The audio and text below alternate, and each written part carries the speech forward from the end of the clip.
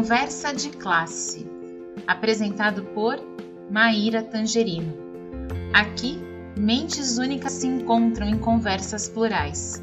Sintonize-se para mergulhar em uma jornada única de aprendizado e descoberta. Olá, pessoal do Conversa de Classe.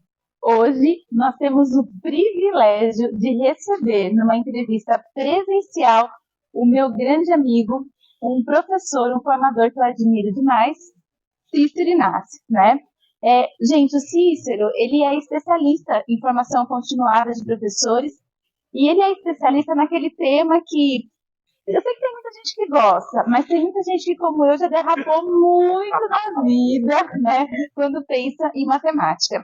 Cícero, seja bem-vindo. Muito obrigada por ter aceitado esse convite, né? A gente está gravando aqui direto de Cuiabá. A gente aproveitou que a gente se encontrou e veio gravar aqui. E nós gostaríamos muito que você compartilhasse um pouquinho da sua jornada com a gente, mas eu queria começar aqui diretamente com uma pergunta, porque, gente, o trabalho que o Cícero faz, ele impacta diretamente na qualidade da educação do Brasil, tá? Ele vai falar que eu estou exagerando, mas eu não estou, porque esse rapaz impacta na educação do Brasil.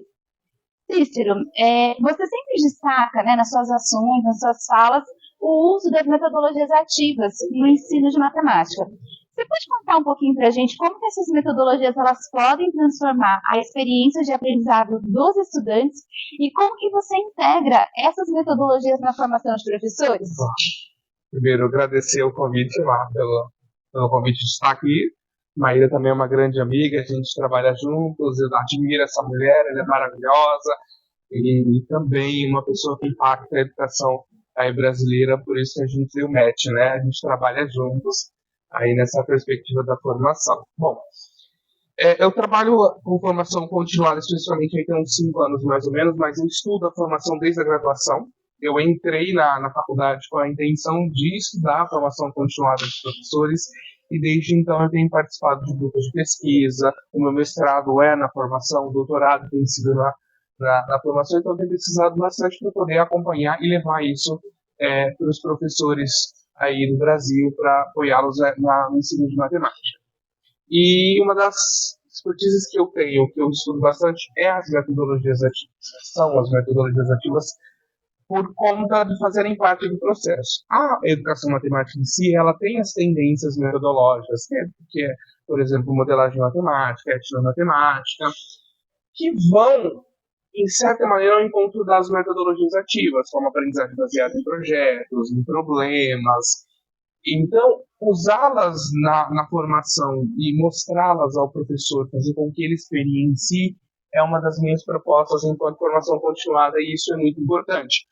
A formação continuada ela existe com esse propósito de levar esses professores a conhecerem novas metodologias, a entenderem como funciona, a experienciá-las. Então, em todas as minhas formações, eu busco levar para esse professor, de modo que ele experiencie esse tipo de metodologia, para que ele entenda como funciona e para que ele possa aplicar em sala de aula. Cícero, eu acho muito sensacional e, gente, eu vou compartilhar com vocês um olhar muito subjetivo, né, mas acho que vale nessa entrevista. Cícero, você sempre é aquele mentor, formador, né, que tem esse olhar cirúrgico, né, que considera muito importante isso que você acabou de falar. Você, professor, conversando de professor para professor, né, para poder envolver as pessoas dentro da aprendizagem. E eu estava pensando nisso porque o que orienta, né, a educação hoje no Brasil é a Base Nacional Comum Curricular, a BNCC, para o público aí que não conhece, tá? O que eu queria entender, que você falasse para a gente, quando a gente pensa nos desafios, né, quais são os desafios da implementação efetiva da BNCC, mas especialmente no contexto do ensino de matemática, né? E como que as formações continuadas elas podem apoiar na superação desses desafios? Veja, a BNCC ela veio para apoiar, né, os professores, as habilidades, as competências. O que eu tenho visto, e eu ouso afirmar que não é só na matemática em si, é a necessidade de entendimento do que é habilidade. da estrutura da habilidade, do objetivo, de aprendizagem elencado a partir das habilidades, olhar para o verbo, prestação cognitiva. Então, o professor ele precisa entender o que é uma habilidade e qual é a potência daquela habilidade e como ensinar, né, e o aluno aprender, né, por habilidades também. Então, os grandes desafios é isso. E a formação continuada, ela vem para apoiar esse professor, porque a gente sabe que o professor ele tem bastante trabalho. A gente, por isso que é de professor para professor, porque eu também passei por isso. A gente tem inúmeras burocracias e às vezes a gente não tem tempo de sentar e se dedicar a estudar, a entender realmente qual é a intenção da base, a habilidade, as competências, enfim, né? Então a formação continuada ela vem nessa intenção. Eu gosto muito de fazer isso para levar para esses professores. Olha, o que é o objetivo de aprendizagem? Como se constrói? O que é uma habilidade? Como é que você ensina? Como é que você prepara a sua aula pensando em habilidades e competências, que é o que a base traz para nós. E Cícero, eu quero compartilhar uma coisa aqui com a nossa audiência, né?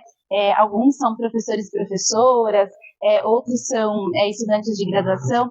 Gente, acreditem nas pessoas como Cícero, que estão empenhadas, né, em fazer essa leitura daquilo que a gente tem de orientador e pensar isso dentro do contexto, né? Porque isso é o que faz a diferença na hora de garantir a aprendizagem e de garantir também a equidade do acesso à aprendizagem, né? E estou comentando isso porque aqui nas suas expertises também é escrito que você atua como autor de material didático, né? O homem completo, né? Completo aqui. Como que a escolha e o desenvolvimento desses materiais eles podem influenciar positivamente na aprendizagem de matemática? E você quer destacar algum aspecto específico na criação desses recursos que garantem a aprendizagem? Eu gosto dos materiais, principalmente que fazem com que o estudante seja protagonista. Isso é muito importante. O material didático ele vem para apoiar. Então, ele tem, enfim, a gente tem vários recursos. Né? Então, o material ele vem a ser prescritivo. Então, aquele que coloca o estudante como protagonista, aquele que aborda o conteúdo, o objeto de conhecimento como a base coloca de uma maneira que vai levar esse estudante na construção, ou vai levar esse estudante para a construção do conhecimento, é de extrema importância. Então, quando eu, por exemplo, vou construir um material, eu sempre penso nisso. Que perguntas, que abordagem eu posso usar que vai fazer esse estudante realmente levar para esse caminho do ensino efetivo de matemática, porque não adianta. Livro a gente tem um monte, né? Você vai pegar, sim, desde Dante até, enfim, outros autores. Então, eu sempre falo, cuide, né, desse material que vai colocar esse estudante realmente no centro. E a gente leva isso para as formações da manhã. A gente vai lá, vai falar, olha, o aluno tem que ser protagonista, autônomo, e isso também tem que reverberar nessas páginas deste material didático, seja ele digital ou seja ele impresso. Sensacional, né? Garantir o protagonismo. Gente, isso é uma meta de olhar para o futuro e construir um futuro melhor, né? O que a gente quer, que as pessoas sejam protagonistas aí das suas ações e consigam aí nos guiar, né, para o futuro. E falando em futuro, né? Quais são as suas perspectivas e aspirações quando você pensa a formação continuada de professores em matemática no Brasil? E se existe, assim, alguma mudança ou inovação que você gostaria de ver na maneira como esses professores atuam na prática? Olha, eu tenho feito agora no doutorado uma pesquisa voltada para a prática pedagógica do professor de matemática. E olhando como as pesquisas no Brasil têm falado disso. E aí, por que eu puxei esse gancho? Uma das temáticas que aparecem quando se fala em prática pedagógica é a formação continuada. Seja ela com tecnologia educacional, digital, seja ela com jogos, as metodologias em si. Então, a formação ela é muito latente. Então, é importante a gente investir em formação continuada, e não só na formação continuada, na formação inicial também. Os cursos de licenciaturas estão começando, mas é um caminho muito longo até eles se programarem para realmente olhar para a educação pública, para a educação básica e mostrar, olha, a gente está aqui, vamos estudar. Então, a formação continuada, ela é de extrema importância. E espero, assim, que a gente tenha formações que foquem realmente no professor, com esse olhar de professor para professor. porque a gente sabe que tem bastante gente falando de educação, né? Ainda mais de educação matemática, mas precisa desse olhar para o professor, desse olhar para a prática. Isso é o que eu acredito e que o professor precisa desse olhar mesmo, e acredito que isso seja importante. E investir em políticas públicas e ser de extrema importância. Cícero, professor Cícero, muito obrigada por ter participado do Conversa de Classe. Gente, uma conversa riquíssima, né? São 2 temas desafiadores, tanto a matemática quanto a formação de professores, mas eu acho muito importante trazer o teu exemplo inspirador aqui para todo o pessoal que acompanha o nosso programa. E, gente, fiquem ligados, a gente se vê no próximo Conversa de Classe.